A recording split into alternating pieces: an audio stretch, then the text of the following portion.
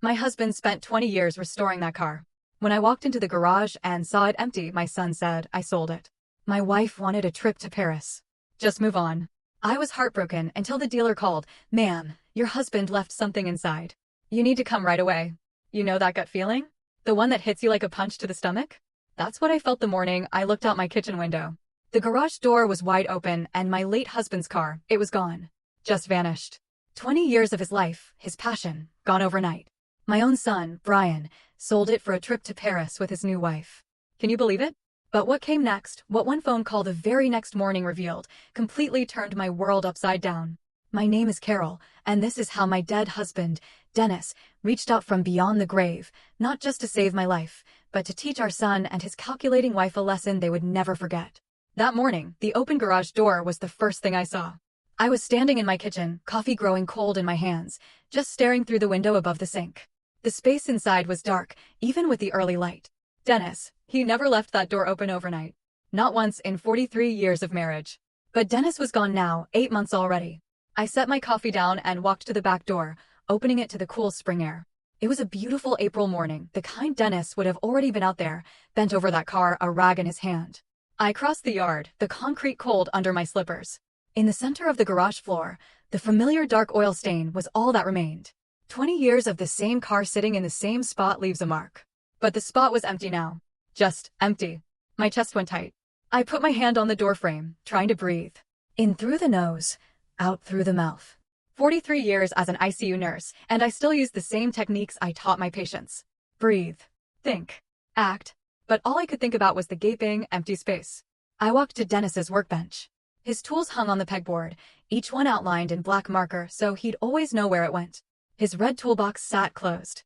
And there, next to it, was his work journal. Open. Pages filled with his small, careful handwriting. The last entry was dated just 3 weeks before he died. His hand seemed tired, the letters looser than usual. Almost done, it read. 20 years on this beauty. Can't wait to teach Carol to drive her properly. Our retirement road trip starts next summer. My heart ached. I closed the journal, placing it back exactly where it had been. The garage still smelled like him. Motor oil, old leather, that orange hand soap he used. I could almost hear the classic rock he'd play on that old radio, singing along when he thought I wasn't listening. Then, a car engine rumbled on Oakwood Drive. Brian's black BMW, or Bimmer as he'd corrected me at Christmas, like I should be impressed, pulled into the driveway. My son, 38 years old, still couldn't meet my eyes when he knew he'd done something wrong. I could see it even from the yard, the way his shoulders hunched, his hands shoved deep into his pockets. The passenger door opened, and Vanessa stepped out. Perfect, as always. Smooth, dark hair, designer sunglasses, clothes that probably cost more than my weekly groceries. She stood beside the car, watching me in the garage. Even with the sunglasses, I could feel her gaze. Brian stopped at the edge of the driveway. Mom. I waited. I need to talk to you about something. Where's the car, Brian? My voice was flat. His jaw tightened. That's what I need to talk about. Where is it? I sold it. The words hit me, but they didn't make sense at first. Like he'd spoken another language. You? What? I sold it. Yesterday. He looked at the empty garage, then down at the ground. I needed the money. Vanessa's been planning this Paris trip for months. It's important for her business connections. I couldn't let her down. The tightness in my chest spread. My hands were shaking, so I crossed my arms. That was your father's car. It was just sitting there. His voice went defensive, harder. Dad's gone, Mom. You don't even drive it. Was, past tense. Brian finally looked at me. His eyes were red around the edges, tired. I got a good price for it, too. $15,000. That's fair for a car that old. $15,000. For a car Dennis had spent every weekend on. For a car he'd restored piece by piece over 20 years. For a car he'd promised would stay in the family. I wanted to yell, wanted to grab my son and shake him until he understood the magnitude of what he'd done. But 43 years in the ICU taught me to keep my voice steady, even when everything inside was breaking. When did you take it? Yesterday afternoon. You were at the store. He still had his key. The one from when he lived here, before he moved out, before he met her. I'd never asked for it back. And Dennis always left the garage unlocked, said he wanted to be able to get in there quick if he thought of something. You should have asked me. Would you have said yes? No, Brian. No, I wouldn't have. Vanessa walked up then, moving like she owned the driveway, the yard, the whole street. She stood next to Brian, her hand on his arm, her nails red and perfect. Carol, we're not discussing this. It's done. The car is sold. We leave for Paris tomorrow. I looked at her. Really looked. She'd been married to my son for 2 years, and I still didn't know her. Didn't know where she grew up, or what her parents did, or anything real about her life before Brian. She smiled a lot, but it never reached her eyes. This is between me and my son. I'm his wife. What's between you and him is between all of us. Her voice was pleasant, reasonable, like she was explaining something simple to someone slow. Brian needed that money. The car was sitting and used. It made sense to sell it. It was his father's. His father is dead, she said, flat, matter of fact. And Brian is trying to build a life. We both are. Surely you understand that. I didn't trust myself to speak. Just looked at Brian. He wouldn't meet my eyes again. Vanessa's hand stayed on his arm, possessive. We'll send you photos from Paris, Vanessa said, smiling. You'd love it there. The architecture, the museums. Very romantic. The casual cruelty of that comment, like she didn't know what she was saying. Or maybe she did. Brian shifted his weight. We should go. Still need to pack. Yes, Vanessa tugged his arm gently. We have an early flight. They walked back to the BMW. Brian glanced back once, just once, saw me standing there in Dennis's garage, arms crossed, slippers on. Then he got in the car. Vanessa's window rolled down. Take care of yourself, Carol. We'll see you when we get back. The BMW backed out of the driveway and drove away. I watched until it turned the corner at the end of Oakwood Drive. Then I was alone. I went back into the garage, stood in the center where the oil stain was. The silence was different without the car. Emptier. The morning sun streamed through the open door, lighting up dust in the air. I picked up Dennis's journal again, open to that last entry. Read his words about teaching me to drive.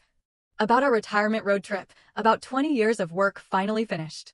His coffee mug was still on the shelf, stained from years of use, handle worn smooth. I'd washed it after he died, but couldn't bring myself to put it away. Everything was here except the car. His tools, his workbench, his radio, the smell of him in every corner. And the empty space where the Shelby should have been. I closed the journal and held it against my chest. 8 months of being a widow, and I thought I'd cried all the tears there were.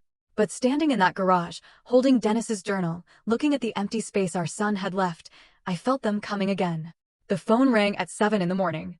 I'd been awake since 4, sitting at the kitchen table with Dennis's journal open, reading the same page over and over. The one where he documented replacing the carburetor, his handwriting so careful, his measurements exact. The phone kept ringing. Unknown number. I almost didn't answer. Hello, Mrs. Bennett? A man's voice, rough around the edges, like he'd been crying. This is Tom Graves from Graves Classic Auto. I have your husband's car. I sat up straighter. What? The Shelby. Your son brought it in Wednesday. I need you to come to the dealership. Please, right now, if you can. There's something Dennis wanted you to know. Something he hid before he died. My brain struggled to make sense of the words. I don't understand. Dennis was my friend. A good friend. His voice cracked. I was at his funeral. I should have spoken to you then, but I couldn't. I'm sorry. Please, Mrs. Bennett, can you come? I remembered him now vaguely. A man standing in the back at the funeral home. Gray-haired, dark suit. He'd left before I could greet anyone. Where are you? He gave me the address. Industrial area, east side of town. I wrote it down. I'll be there in 30 minutes. I got dressed, jeans and a sweater, found my keys, and drove across town, my hands tight on the steering wheel. The industrial area was all concrete and metal. I found Graves Classic Auto at the end of a long street. The building was clean, modern. Rows of vintage cars sat in the front lot, gleaming in the sun. A man stood outside the main entrance, gray hair, maybe 65, jeans and a button-down shirt. He was watching for me. I parked and got out. He walked toward me, his eyes red. Mrs. Bennett, thank you for coming. You're Tom. Yes. He put out his hand. I shook it. His grip was firm, but his hand was shaking. I'm Tom Graves. Your husband saved my life 25 years ago. I waited. He looked at the ground, took a breath. I needed a business loan. Had a dream of opening this place. No bank would touch me. Bad credit, no collateral, just a dream and a lot of nerve. He looked up. Dennis co-signed for me. Risked his own credit and savings for a stranger. I paid back every penny, but the debt went deeper than money. He never told you, did he? No, he wouldn't have. That's who Dennis was. Tom wiped his eyes. This dealership exists because of him. I've been successful, built a good life, all because your husband believed in me when no one else did. He cleared his throat. When your son brought that Shelby in Wednesday, I knew it the second I saw it. Tom's voice went rough. Dennis talked about that car every time we ran into each other. Car shows, auctions. He'd show me pictures on his phone. Tell me about the progress. He was so proud of it. Brian said he sold it. He did. To me. Tom looked sick. Your son had no idea what he was selling. I asked him if he knew the value. He said 15,000 sounded fair. My stomach dropped. What's it really worth? Tom met my eyes. Around $180,000. It's a documented 1967 Shelby GT500, one of only a few ever made. Dennis restored it to museum quality. The number didn't make sense. Couldn't make sense. $180,000? Yes, ma'am. Brian sold it for 15? Yes. I sat down on the curb. Just sat. Tom sat next to me. We stayed like that for a minute, neither of us talking. I bought it from him, Tom said finally. Paid him the 15,000 because he was desperate. Said something about a Paris trip with his wife. But Mrs. Bennett, that car was never mine to keep. Why are you telling me this? Because Dennis made me promise. 2 years ago. Tom stood, held out his hand to help me up. Come inside. There's something you need to see. He led me through the building to the garage. The space was huge, white floors, bright lights overhead. 3 cars sat in a row under covers. Tom stopped at the last one. Pulled the cover back. The Shelby sat there, gleaming. Burgundy paint, perfect chrome shining. I walked toward it slowly, put my hand on the hood. The metal was cool and smooth. I could feel Dennis in every line. I opened the driver's door, sat in the leather seat. It smelled like the garage at home. The steering wheel was worn where his hands had gripped it. Tom leaned against the doorframe. 2 years ago, Dennis asked me to help him install something. A hidden compartment. I looked up. Why? He said if anything ever happened to him, I needed to make sure you knew about it. Made me swear. Tom gestured to the dashboard, behind the radio. I didn't look inside. He said, this was for Carol and only Carol. My heart was pounding. Tom showed me how to release the panel. Press here. Pull there. The radio face came away, and behind it was a space, dark and hidden. Tom stepped back, walked out of the garage, leaving me alone. I reached into the compartment. My hand touched paper. I pulled out a manila folder, thick and heavy. Under it was a sealed envelope with my name on the front in Dennis's handwriting. And at the bottom, a small wooden box with a key inside. I opened the envelope first. Dennis's handwriting filled the page. Carol, asterisk, I needed to protect you from this until I had proof. I've been investigating Vanessa for 18 months. She's not who she says she is. Her real name is Vanessa Cortland. She's done this before, twice that I found so far. In this folder is everything I've gathered. Photos, documents, contact information for her previous victims. Their stories are the same. She targets men with aging parents and family assets. She's going to target our house, Carol. That's her pattern. She'll convince Brian that you're declining, that you need care, that the house should be sold. Then she'll disappear with the money. Asterisk, asterisk. I confronted her once, carefully watching her reaction. She's very good at what she does. Brian doesn't see it. He won't believe me without ironclad proof, and I don't have it yet. Asterisk, asterisk. The key in this box is for our safe deposit box at First National. Box 447. Inside are stock certificates I bought in 1994 as a favor to a patient. Check the current value. You're taken care of financially. Tom knows to call you if anything happens to this car. He's a good man. Trust him. Asterisk, asterisk. Protect yourself. Protect our son. He's a victim in this, too. Asterisk, asterisk. I love you. I'm still protecting you, Dennis. Asterisk. I read it twice, my hands shaking. Dennis knew. He knew about Vanessa. Spent 18 months investigating her. Died before he could finish. I opened the manila folder. Inside were photos. Vanessa at a wedding with a different man. Older, gray hair. Another photo. Different wedding, different man. Marriage certificates. Copies. Vanessa Cortland married Stanley Wright, Phoenix, Arizona, June 2019. Vanessa Cortland married George E. Murphy, Tampa, Florida, March 2021. Newspaper clippings. Local man reports elderly mother's life savings stolen by daughter-in-law. Another. Family business sold in suspected fraud case. Pages of Dennis's handwriting. Notes about Vanessa's behavior, questions she'd asked about our house, about my health, about our assets, dates and times. At the back, contact information. Stanley Wright, Phoenix. George Murphy, Tampa. Dennis's final note at the bottom. Need more concrete proof before telling Brian. He won't believe me without it. She's too skilled. If you're reading this and I'm gone, please finish what I started. Protect our son. I closed the folder, held it against my chest. 8 months of me thinking I knew everything about our life together. 8 months of missing him, grieving him. He carried this alone. Tears came then, not quiet ones. Deep sobs that shook my whole body. I sat in Dennis's car, holding his investigation file, and cried for everything he'd tried to do. Tom came back after a few minutes, stood in the doorway, didn't say anything. Just waited. I wiped my face, got out of the car, looked at him. He was protecting me even after he died. Tom nodded. That's who Dennis was. I need to call these men. Stanley and George. I need to know what happened to them. You can use my office. Take all the time you need. I looked at the Shelby. The car Dennis spent 20 years building. The secret compartment he'd installed with Tom. The investigation he'd left for me to finish. She's not going to get away with this. No, Tom said. She's not.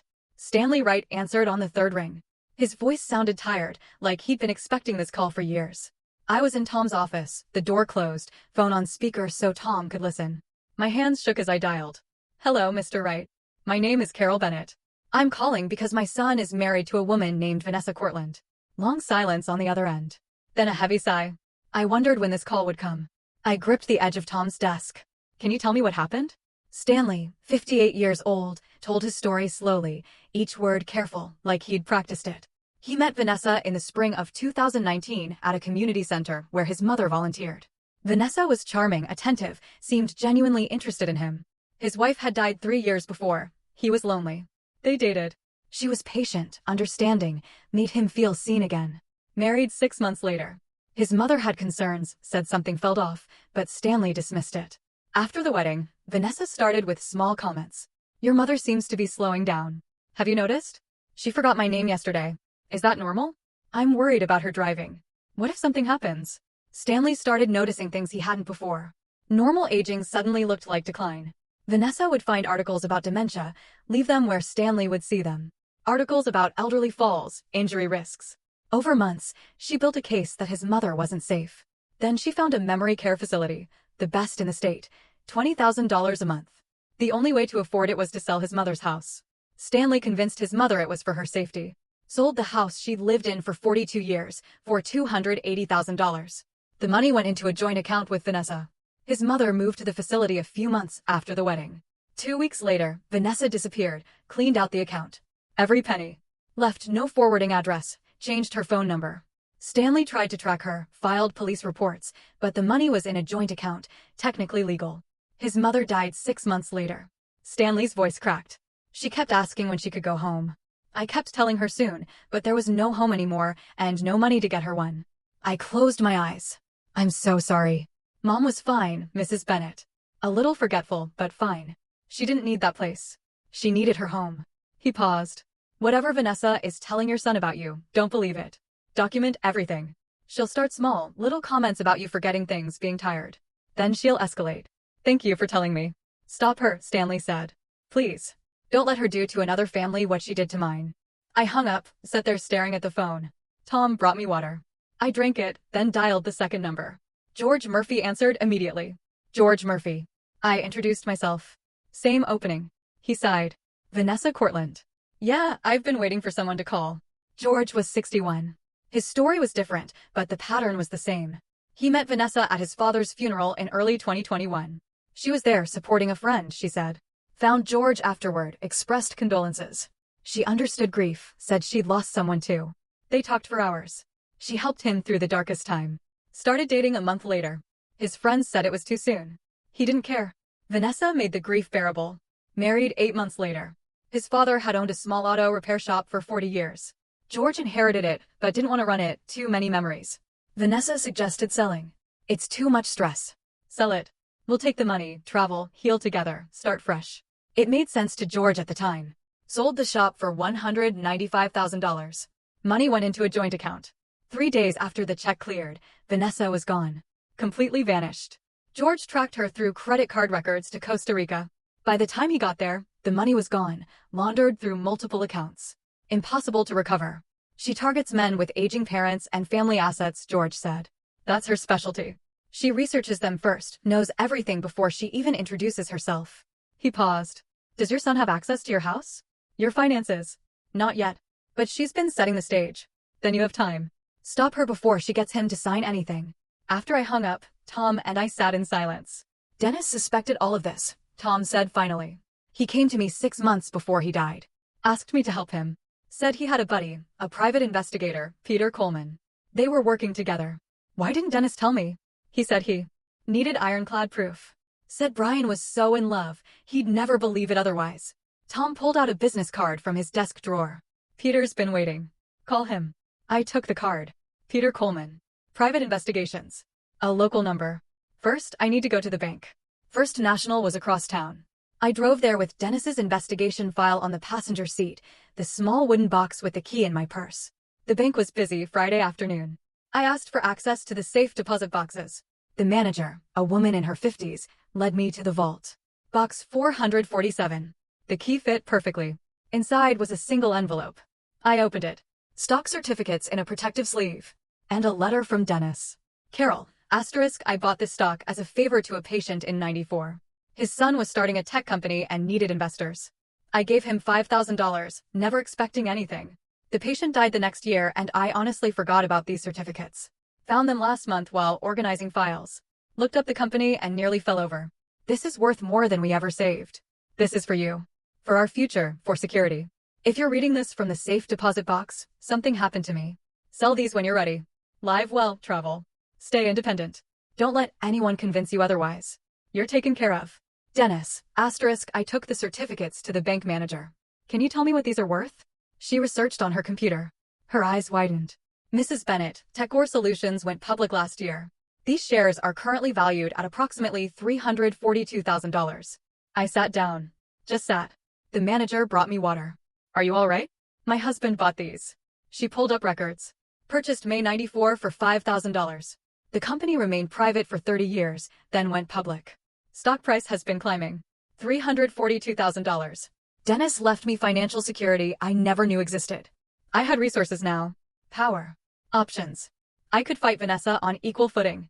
Saturday morning, I met Peter Coleman at a coffee shop near the hospital. Tom had called him, set it up. Peter was 55, graying, methodical looking, a former detective. He had folders with him. Dennis was my friend. When I heard about his death, I wondered if Vanessa would make her move. You kept investigating? Dennis made me promise not to contact you directly unless Vanessa acted against you. He didn't want to alarm you with unproven suspicions. Peter opened his folder. But I kept watching. He showed me printouts. Digital footprint from the last 3 months. Vanessa active on caregiver forums under a fake name. Posts asking how to convince resistant elderly people they need help. Questions about assisted living facilities. Memory care costs. Property browsing history. Costa Rica real estate. Financial investigation. Credit cards in Brian's name. 3 cards. $32,000 total debt. Charges for designer clothes, expensive restaurants, a luxury hotel in Paris. Brian's salary as an office manager is $65,000 a year, Peter said. Not enough to support this lifestyle. She's living on borrowed money. Money he doesn't even know he owes yet. Peter laid out a projected timeline based on previous victims. Phase 1, Paris trip, build the dream. Make Brian feel inadequate. Phase 2, next 2 or 3 months, she'll start concerns about you. Suggest you're declining. Phase 3, 4 to 6 months, build the case for assisted living. Phase 4, 6 to 8 months, convince Brian to sell your house. My house is paid off. Worth $320,000. Exactly. Her total take would be over $350,000. Peter closed the folder. She's in setup phase now. When they get back from Paris, she'll start the campaign in earnest. Can the police stop her? Not yet.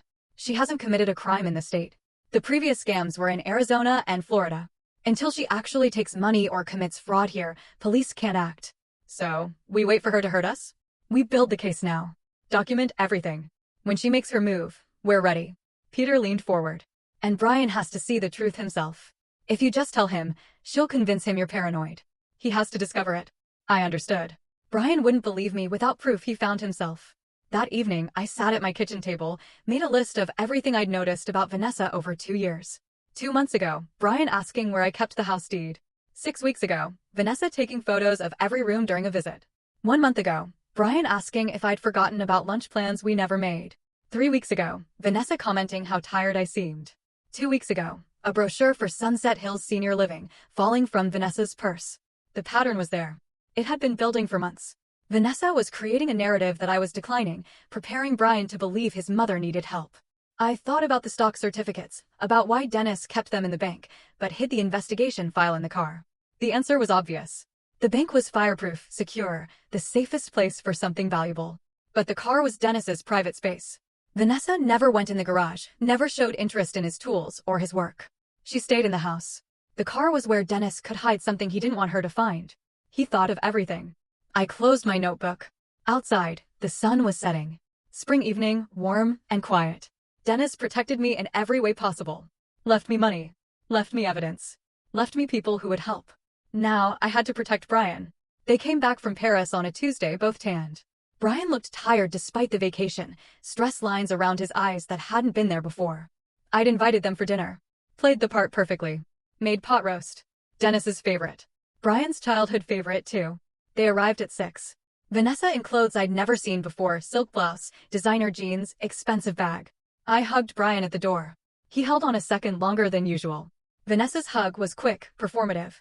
We sat at the kitchen table, the same table where I'd raised Brian, the same chairs Dennis refinished 20 years ago. Vanessa controlled the conversation from the first minute. Paris was beautiful. The hotel in Le Marais was stunning. They had lunch near the Louvre, dinner at a restaurant I couldn't pronounce. She painted a picture of the life they deserved, the life they should have. It was wonderful, Vanessa said, but it made me realize how much we're missing out on. Brian works so hard, and we have so little to show for it. She looked at me when she said it, the meaning clear. I kept my face neutral, past the potatoes. Brian jumped in. Mom, you should think about traveling, too, seeing things. Maybe someday. Vanessa leaned forward. Carol, this house is really too big for one person. Have you thought about downsizing? Maybe something more manageable. There it was. The first direct move. I'm managing fine. This is my home. Of course. Vanessa's smile was pleasant. Reasonable. We just care about your safety. The stairs, the yard work. It's a lot for someone your age. Brian nodded along. We worry about you here alone, Mom. I noticed he said we, not I. Vanessa's words coming out of his mouth. I appreciate the concern, but I'm fine. Vanessa let it drop, but I saw the calculation in her eyes. Seeds planted. She'd push harder next time. After dinner, we moved to the living room. Coffee and the apple pie I'd made. Vanessa excused herself. Bathroom. Down the hall. She was gone 10 minutes. I waited 5, then excused myself. Found her upstairs, near Dennis's old office. The bathroom door was open and empty behind her. She jumped when she saw me. Oh. I got turned around. This house has so many rooms. The bathroom is downstairs, where it's always been. She laughed, touched my arm. Of course, silly me. Too much wine with dinner. I let her back downstairs, said nothing more. They left an hour later. Vanessa all smiles. Take care of yourself, Carol. We'll visit again soon. Brian hugged me goodbye. Love you, Mom. I watched them drive away, then went straight to my notebook, wrote down every detail while it was fresh. Wednesday morning, I called Brian. I need to talk to you about something. Can you come by? Just you. What's it about? Your father. Something I found in his things. Silence on the other end. Vanessa and I don't keep secrets, Mom. This is between you and me. Please, Brian. Long pause. Okay, this afternoon. I have to tell Vanessa where I'm going. That's fine. He arrived at 3, alone like he'd promised, but he looked nervous getting out of the car. I had coffee ready. Dennis's investigation file was on the kitchen table. Brian saw it, and his shoulders went tight. Mom, if this is about the car again. Sit down, please. He sat, arms crossed, defensive before I'd even started. I took a breath, used my ICU nurse voice. Calm. Authoritative. Factual. Before I show you anything, I need you to listen. Really listen. Can you do that? This feels like an ambush. It's protection. I showed him Dennis's letter first, put it in his hands. Brian read it, color draining from his face. Dad was investigating Vanessa for 18 months before he died. His reaction was instant. Anger, denial. Dad never liked her. He was paranoid about everything. This is ridiculous. I stayed calm. Look at the evidence. I spread the photos on the table. Vanessa at 2 different weddings with 2 different men. The marriage certificates. Vanessa Cortland married Stanley Wright. Vanessa Cortland married George Murphy. Brian stared at them. This could be anyone. Someone with the same name. Call them. Ask them about their wives. I handed him the paper, phone numbers written in Dennis's careful handwriting. Stanley Wright, Phoenix. George Murphy, Tampa. You want me to call random strangers? They're not random. They were married to your wife before you. Brian stood, started pacing. This is insane. Vanessa wouldn't. She loves me. Then prove me wrong. Call them. Prove your father wrong. He grabbed the paper, crumpled it in his fist. I'm not doing this. He headed for the door. Brian, please. He turned. Why are you doing this? Can't you just let me be happy? My voice broke. Because your father died trying to protect you. And I'm not going to let his last months be for nothing. Brian slammed the door behind him. I watched him drive away. Didn't know if he'd call those numbers or go straight to Vanessa. Either way, the choice was his now. The waiting was the worst part. I sat at the kitchen table, couldn't eat, couldn't focus on anything. Peter called around 8 to check in. How did it go? He was angry. I don't know what he'll do. Give him time. The truth has to sink in. But time felt like it was running out. At midnight, the phone rang. Brian's name on the screen. Brian? His voice was wrecked. Raw. I called them. Mom, I called them both. He was crying. What did they say? Everything. Stanley's mother. George's father's shop. It's the same. Exactly the same story. My heart broke for him. I'm so sorry. I went home after I left your house. I was so angry. His voice shook. But I kept thinking about Dad, about those marriage certificates. So I decided to test her. Just ask simple questions. What happened? I asked where she grew up, what her maiden name was. Tell me about your family. He took a shaky breath. Her answers were different. Not just a little different, completely different from things she told me before. Different town, different college, different everything. What did you do? I pushed. Asked about the credit cards Peter found. The ones in my name I didn't know about. Brian's voice went flat. Her whole face changed, Mom. Like a mask came off. She said they were business investments. I wouldn't understand. So, I asked what business. Asked her to show me. She said she didn't have to prove anything to me, that I should trust my wife. I kept pushing. Said I wanted to see the statements. They're in my name. His voice broke. She packed a bag right then. No more pretending. Said I was weak. Said I was just like what Dad said. Just like all of them. He broke again. She walked out. Just got in her car and left. I've been calling her phone. She won't answer. Stay there. I'm calling Peter Coleman. I hung up and dialed Peter immediately. He answered on the first ring. I'm already tracking her through the credit cards. She checked into the airport Marriott an hour ago. She's leaving. Made multiple cash withdrawals over the last 2 hours.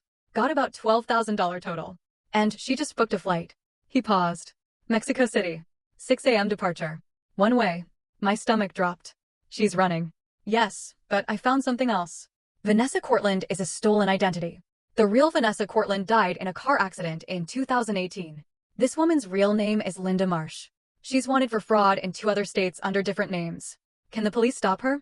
I've been in contact with detectives in Arizona and Florida. They'll issue a warrant. If we move now, we can get her at the airport before she boards. What do you need? Brian's cooperation. His statement about the credit card fraud. Can he do that? Yes, I said, a new resolve hardening my voice. I'll make sure of it. At 3 in the morning, we met at my house. Peter, Brian, and me. Brian looked destroyed. Red eyes, hadn't slept. He sat at the kitchen table while Peter laid out the situation. Vanessa is leaving on a 6 a.m. flight. Police are ready to arrest her on outstanding warrants, but we need your statement about the forged credit cards. This means it gets public, Peter said. You'll have to testify. Are you ready for that? Brian looked at me. What would Dad do? Your father spent his last months building a case against her. He died before he could finish it. He'd want you to stop her. Not for revenge. So she doesn't do this to someone else. Brian was quiet for a long moment. Then he nodded. Call the police. Let's go to the airport. We got in Peter's car, drove through empty streets. For in the morning and the city was dark except for streetlights. Brian sat in the back seat, staring at nothing. I reached back, took his hand. He held on tight. The airport was just waking up when we arrived. Coffee shops opening, fluorescent lights harsh overhead. We stood behind a column near security. Peter positioned us where we could see but stay back. Police were already there. 2 detectives in plain clothes near the checkpoint. Brian hadn't spoken since we got in the car. Just stared ahead. I stayed close to him. 5:30. The security line started filling. Then Vanessa appeared. 2 large suitcases, a designer coat, sunglasses despite the early hour. Hair perfect. She looked like someone going on vacation. Calm, confident, phone in one hand, boarding pass in the other. She got in the security line, pulled her luggage forward. The detectives moved. Ma'am, we need to speak with you. Vanessa turned, saw them for just a second. Her face changed. Then she smiled. Is there a problem, officers? The detective showed his badge. We have a warrant for your arrest. Linda Marsh. Vanessa's smile froze. I don't know who that is. My name is Vanessa Bennett. Ma'am, please step aside. Vanessa looked around, calculating, saw the other detective blocking the exit. She ran. Dropped her luggage, kicked off her heels, ran in stockings across the polished floor. Airport security caught her before she made it 20 feet, tackled her at the departure board. She fought, kicking, screaming. Get off me. I haven't done anything. People stopped, watched, phones out. Police handcuffed her right there on the floor, read her rights while she thrashed. A detective opened her abandoned luggage. Right there at the security checkpoint. Inside the first suitcase were clothes, toiletries, normal travel items. Inside the second were stacks of cash, rubber-banded. $48,000, the detective would tell us later. A passport with her photo, but a different name, Linda Brennan. Documents, bank account numbers, an external hard drive. The detective held up the passport. Want to explain this? Vanessa spat at him. They lifted her to her feet. She was still fighting when she saw us. Saw Brian standing 30 feet away, me beside him. She went completely still. Then her face transformed. Pure rage. You! She lunged toward him. Police held her back. You did this. Brian flinched. You're pathetic. Vanessa screamed. Weak. Stupid. Just like the others. You really thought someone like me would want you? You're nothing. Nothing. I stepped in front of Brian. Not much. Just enough. Vanessa turned on me. And you, interfering old woman. This was mine. My score. 3 years I spent on this. You should have minded your own business and died already. Her voice echoed through the terminal. People staring, recording. I didn't react. Just stood there, kept my hand on Brian's arm. Police dragged Vanessa away. She was still screaming threats, her voice fading as they took her through security doors. Then she was gone. Brian stood frozen. Shaking. Let's go home, I said. 2 weeks later, we were at the police station giving formal statements. Detective Ramirez explained what they'd found. Vanessa's real name was Linda Marsh. Born in Ohio, started running cons at 20. Small scale at first, graduated to identity theft and elder fraud. Vanessa Cortland was a stolen identity. The real Vanessa Cortland died in a car accident. Linda stole her identity and used it for the last 6 years. 5 previous victims they'd found so far, 2 before Stanley. The pattern going back 8 years. Charges filed in 3 states, Arizona, Florida, and here. Identity theft, fraud, theft by deception, forgery. The prosecutor expected a plea deal, 12 to 15 years federal prison. Stanley Wright's and George Murphy's cases were reopened with new evidence. They might recover some funds through civil suits. Brian's credit card debt was mostly forgiven. Fraud claims approved. 1 month later, Brian showed up at my door with 2 suitcases. Can I stay here just for a while? Of course. He took his old room. Same room from high school. Posters still on the walls. Football trophies on the shelf. The divorce was granted. Annulment, actually. The marriage was never legally valid. Vanessa married under a stolen identity. Brian started therapy twice a week, Tuesday and Thursday evenings. Some days he was okay, made breakfast, helped around the house, smiled occasionally. Some days he barely spoke, stayed in his room, came out only for meals. I didn't push, just kept the space safe, made his favorite foods, left lights on, kept coffee ready. Years as a nurse taught me about healing. It's not linear. It's messy. It takes time. 2 months after the airport, the prosecutor called. Vanessa took the plea deal. 12 years federal prison. I told Brian over dinner. He just nodded. Didn't say anything. That Saturday, I found him in the garage. He was sitting on Dennis's old work stool, holding the work journal, tears running down his face. I stood in the doorway, waited. I found this on the workbench. His voice was thick. Started reading. He opened to a page from years ago. Dennis's handwriting filled it. Taught Brian to change the oil today. He's 12, old enough to learn. His hands are still small, but careful. He listened to every word. So proud of him. Brian's hands shook, holding the page. Another entry from later. Brian came by to help with the engine rebuild. We worked all afternoon. Barely talked. Didn't need to. These are the days I'll remember. I barely remember this, Brian said, working on the car with him. I was so young. I sat on the workbench beside him. He loved those days. Talked about them all the time. I sold his car, Brian's voice broke. The car he spent 20 years on. For $15,000. For a trip to impress a woman who was planning to destroy our family. You didn't know. I should have known. Dad tried to warn me. Those last few months, he kept asking about Vanessa, about our plans, about money. I thought he was being controlling. He wiped his eyes. Last conversation I had with him, we argued about her. I told him to back off, to let me live my life. He died a week later. I never apologized. My throat was tight. He knew you loved him. Brian shook his head. How could he? I chose her over him, over you, over everything he taught me. I pulled out the letter Dennis had left in the car. The one about needing proof before telling Brian. I'd been carrying it with me, waiting for the right moment. Read this. Brian took it. Read Dennis's words about not wanting to break his heart without ironclad proof. About loving him. About Brian being a victim, too. He understood, I said. He knew Vanessa was good at what she did. He didn't blame you. Brian broke down completely. Deep sobs that shook his whole body. I held him. All those years being a mother, holding my son through every pain, this one cut the deepest.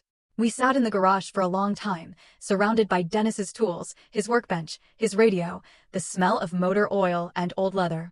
Eventually, Brian's tears stopped. He wiped his face with his sleeve. I wish the car was still here. His voice was raw. I'd learn everything about it the way Dad wanted me to. I didn't say anything, just squeezed his shoulder. He closed the journal carefully, put it back on the workbench exactly where Dennis had left it. We walked back to the house. Evening coming on, spring turning to summer. The air warm and thick. Inside, I made dinner. Brian set the table without being asked. The house felt different. Not empty anymore. Not quite whole yet either, but healing. Slowly. I paid off Brian's remaining debt the week after Vanessa was sentenced. $5,000, what the fraud claims didn't cover. Wrote the check and didn't mention it again. The stock certificates from Dennis gave me choices I never expected. $342,000. More money than we'd saved in our entire marriage. I thought about what to do with it. Stanley Wright. His mother dying heartbroken in a memory care facility she never needed. George Murphy. His father's shop sold. 40 years of work gone. I sent them each a check for $10,000. Attached a note. For your mother's memory. From someone who understands, for Stanley. Similar words for George. For myself, I decided to stay in the house. Maybe travel a little. Small trips. Nothing fancy. Stay independent, like Dennis wanted. 2 months after the airport, on a Saturday morning, I heard an engine rumble outside. Deep, powerful, familiar. I looked out the kitchen window. The Shelby sat in my driveway. Burgundy paint gleaming in the sun. Tom Graves behind the wheel. My chest went tight. Brian was upstairs. I heard his door open. His footsteps on the stairs.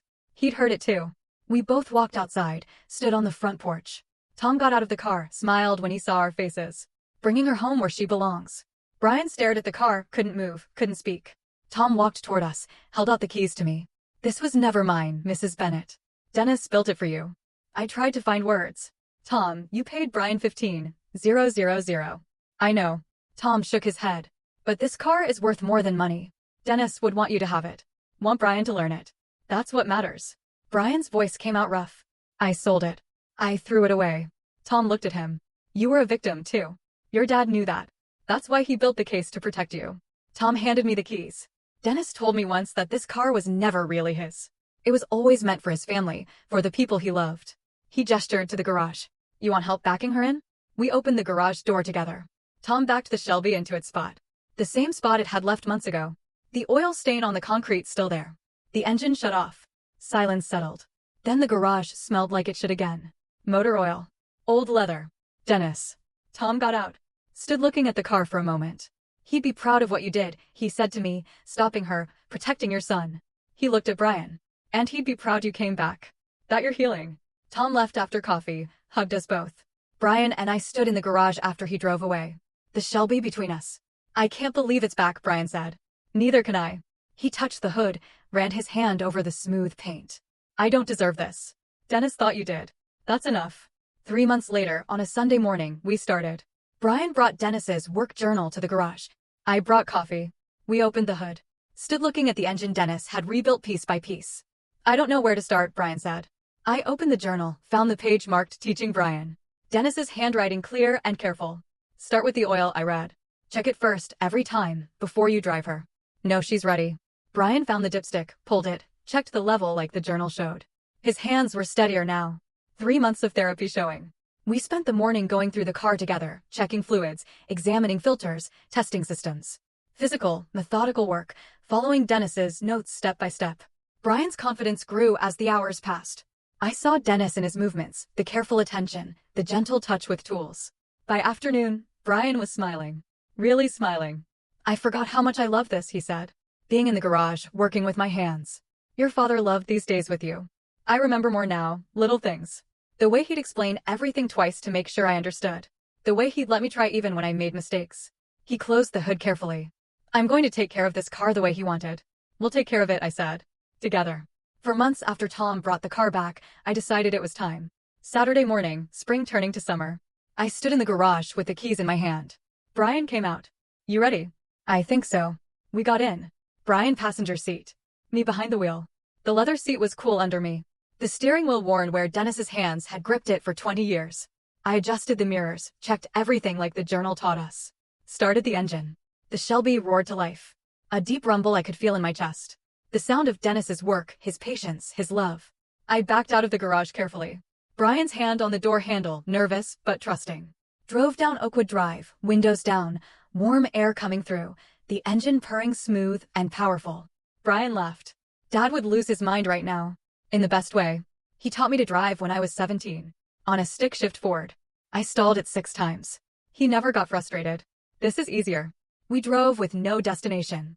Through town, past the hospital where I'd worked, past the high school where Brian played football. Just driving, the Shelby responded perfectly. 20 years of restoration paying off in every turn, every shift, every mile. After an hour, I headed home, pulled into the driveway, backed the car into the garage. Perfect fit, like it never left. I turned off the engine, sat in the quiet. Dad would be so proud of you, Brian said. Of us, I corrected. That evening, I made dinner. Brian came down and helped with the vegetables, chopping them the way Dennis used to. The house was quiet, but not empty. The garage full again. Dennis's tools on their pegboard. His journal on the workbench. The Shelby in its place. I looked out the window at the garage. Thought about Dennis's letter. I am still protecting you, he was. The investigation he built. The stocks he'd left. Tom keeping his promise. Dennis loved me enough to prepare for everything. I wasn't alone. Never was, never would be.